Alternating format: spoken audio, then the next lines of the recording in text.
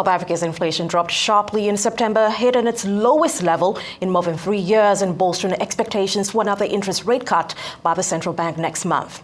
Annual consumer price inflation slowed to 3.8% from 4.4% in August, and economists polled by Reuters had forecast inflation would drop to 3.9%, well below 4.5%. Joining me now live from Johannesburg, South Africa, is Executive Chairman of Impact Group, Hart. Chris, you're welcome to the show. Many thanks for joining us this morning. Thank you very much. You're most welcome. Well, let's begin with your take on the most recent South African consumer inflation data. What key drivers play a role here? Well, I think it's actually very important. Firstly, I think inflation has reached a peak. It's in a very strong downward cycle at the moment. We're in fact getting to the point where at the lower end of the inflation cycle, the target range is between 3 and 6. So when we get to the lower end, it's one of those things as part of the inflation targeting policy, where in actual fact the Reserve Bank has to start looking at stimulating the economy rather than putting the brakes on the economy. So certainly the effect of the trend in inflation, that it's better than expected and lower than expected, means that we're looking at further interest rate cuts. We've already started a rate cutting cycle. It was a cautious first cut of a 0.5 percentage point at the previous meeting, but this inflation number may well open up the Reserve Bank to actually discussing a possibly 0.5 percentage point cut in the interest rate to actually accelerate the rate cutting. In other words, they may fall behind the curve, as it were, if they don't cut now. But I think they've started the rate cutting cycle. We're going to continue to see the rates being cut, and we'll see that at the next meeting, probably a rate cut, right, possibly of 50 basis points. I see. So we can anticipate one.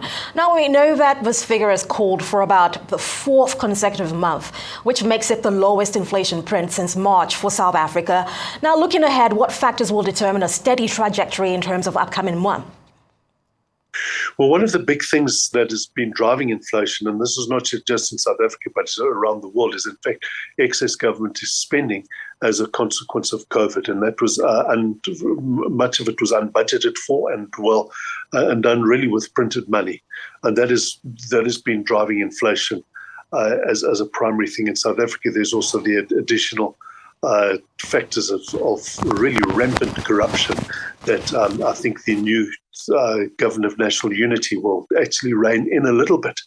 And if that does get reined in, and we can actually see government expenditure controlled through more prudent expenditure, the more effective expenditure plus the lower burden on prices, because a lot of the corruption comes through price gouging. In other words, that you sell goods to the state at an inflated price, and that then filters into the private sector. So that factor will also start to fall away. Right, absolutely. I see prudent expenditure being keywords there. Now, Chris, we also saw the transport category enter a deflationary territory for the first time in 13 months. What are the wider implications and multiplier effects of this on South Africans? Well, there's been two factors that have helped the inflation rate as well, and that's the strength of the rand and also the lowering of the retail price of fuel.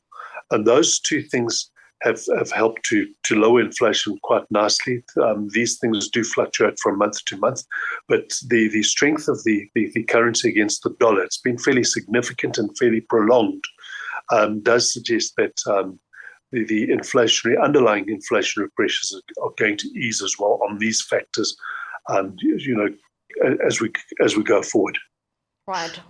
Now, on the international relations front, Russia, as we know, is currently hosting the BRICS summit, and we've seen President Cyril Ramaphosa call on BRICS partners to help industrialize African countries, especially with regard to the success of the African Continental Free Trade Area.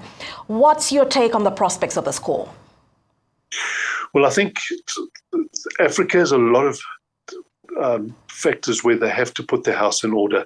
If you take a look look at things like economic freedom, for instance. As African countries really, as a primary thing, occupy the lower half of economic freedom, and that is a lot of hassle, such as unnecessary regulation or over-regulation, corruption, etc. In other words, where you've got institutional structures that are not robust, that people need to go to extraordinary methods or means to circumvent blockages and thing in the economic systems, in the logistics systems, in the customs, excise, all of that, goods crossing borders. These are factors that are self-inflicted in Africa, and they need to be fixed. So there may well be factors on the international stage that you can say in the World Trade Organization that they have to reform, but that has to be reciprocated by reform in Africa in general. In South Africa, it's particularly dire, the financial repression that you get that's been imposed on the economy, and that has been a major constraint on the economy. We've been almost sub 1% for the last, or more than a decade, in economic growth, and we're suffering from the phenomenon of deindustrialization, and that is that's effectively a country that's already got a significant critical mass in the ability to manufacture with a strong manufacturing base. We're going backwards, and that is all self-inflicted, and we need to actually turn that around before actually pointing the fingers at international institutions like the World Trade Organization. There may well be fault there, but you can fix that, and you still won't fix the actual underlying conditions as why South Africa is deindustrializing. So you're also highlighting the importance of reciprocity there, which is quite key. Well, but Chris, looking at the future of the BRICS bloc next, do we expect to see even more partners in the near future? I know we went from 5 to about 10. If so, who are these likely to be? Well, certainly the expansion of the BRICS bloc deviates from the original thing is what's the 5 biggest non-G7 economies outside of outside of the G7, as South Africa was included because it's was the largest or is, I'm not sure in terms of the economic size in Africa. It really depends on the exchange rate at the time, but between South Africa, Nigeria and Egypt, which is the largest economy. But nevertheless, South Africa had that mantle and was included in the BRICS, but South Africa a much smaller economy than China, Russia, India, and Brazil. But nevertheless, we're there and we've expanded it. I think there's an economic push-pull factor here, is that from a point of view of countries that are, you could say, on the sanctions list like Russia, etc., an expanded BRICS gives them an expanded non-Western dominated platform through which they can still engage with the rest of the world and circumvent the sanctions that are facing them from Europe and effectively the G7, as it were. And so I think from a political imperative, there's a desire to expand the BRICS bloc.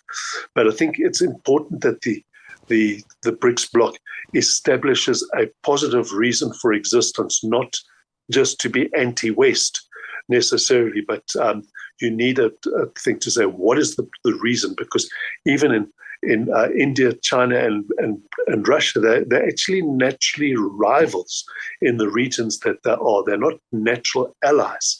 And so one needs to have very good reasons for this club, as it were, to actually hang together. Political is not good enough, so certainly the economic driver is also important. How do we actually help drive economic growth in not only in countries like Brazil and China and Russia, but also in countries in Africa, the Middle East, and South America, which you could say is on the periphery of the actual core main global economy. And so I think the establishment of an alternative payment system is a good thing because it establishes competition, right, between the formal Western-dominated systems, etc. And I think certainly the BRICS Bank gives an alternative financing channel, but it's no good to have a financing channel that says we're going to actually abandon good governance, and etc., and we'll actually be the stupid lenders of the world. There still has to be on a good substantial, sustainable footing that non-payment will suffer consequences and that type of thing. That's a standard thing with the lender. And one has to be able to say, with lending, you've got to have reforms. You can't, no country in the world has to actually turn to the IMF for assistance if they've been well managed. It's only badly managed economies that have to turn to the IMF in the first place. So it's no good to say we don't want the reforms that are necessary to avoid having to actually go through that procedure again.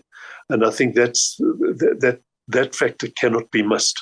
It can't be a soft option, and it can't be a neo-colonial option to say, right, well, China stumps up the money, you default, and then China sort of effectively takes control of your natural resources or something. So these are factors that need to be considered. Absolutely, very well put. And, like you mentioned, what really is an ally? That's a big question. But still on BRICS, I'm going to stay on this a little bit more. We know that Russia has been persuading allies to put an end to dollar dominance and, perhaps adopt an alternative for international payments. What expectations can we have of the engagements around this so far? We have just a few minutes left. Right. Well, you can appreciate the establishment of the euro was there also to help as a bulwark against the dollar to create an alternative big currency. And the same will go with the BRICS. You have to have a good economic platform to put it on that's sustainable and coherent. And it will take time. It's not something that's going to take a short period of time. But with an alternative payment system, it does mean that the world becomes more multilateral and safer as a result. I really do believe it that you can't have overdominance of one power over others. That I believe is quite an unsafe situation at the moment. All right, very insightful as always, Chris. We've come to the end of this. I want to thank you so much for joining us on the Global Business Report. We'll see you again very soon.